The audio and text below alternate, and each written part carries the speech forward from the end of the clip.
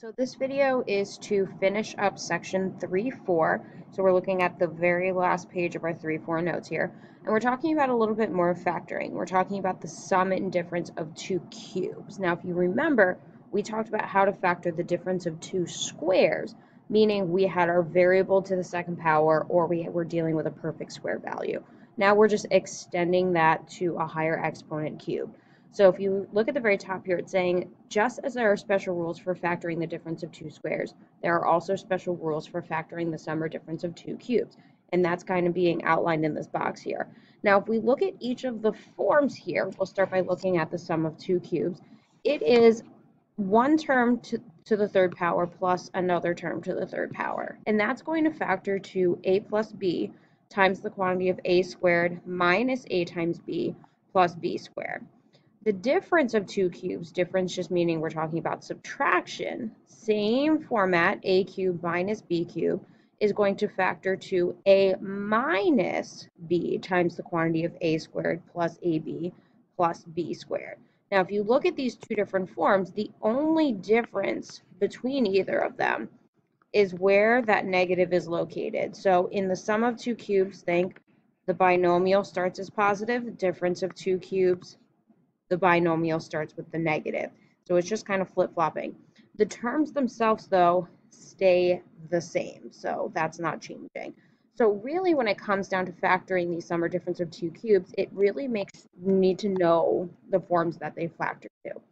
So if we look at one of these examples, we'll look at example 7 together, just because it's a little bit more challenging. We have 27y to the third plus 64. So we are dealing with, obviously, the sum of two cubes because a sum means addition. The first thing that we want to do is we want to find just our basic a term and our basic b term. So when we find a, we're thinking what cubed will get us to 27y to the third. Now, one of the ways that we can do this, if you're not familiar with your cube values, is you can apply the inverse, which is the cube root. So if you were to take the cube root of 27 in your calculator, it's going to give you 3. So 3 to the third gets us to 27. Y to the third gets us to y to the third. If we think about b, we're thinking what cubed will get us to 64, and that is going to be 4. Now, if you're not sure how to take the cube root in your calculator, just simply let me know, and we'll talk about it together. From here, it's just inserting the values into the formula. So the first thing we need to focus on is a plus b. So we're just simply going to take our a value, 3y, plus our b value, which is 4. So that's your binomial. Your trinomial, we're starting by taking our a term squared. Now here's the trick. We have to take the entire term of a squared. So we need to start by taking 3 squared, which is 9, and then y squared, which stays as y squared, minus a times b. So we're taking our a term 3y times 4, gives us 12y, followed by our last term, b squared.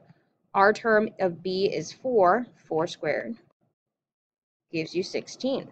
Congratulations, you just factored using the sum of two cubes.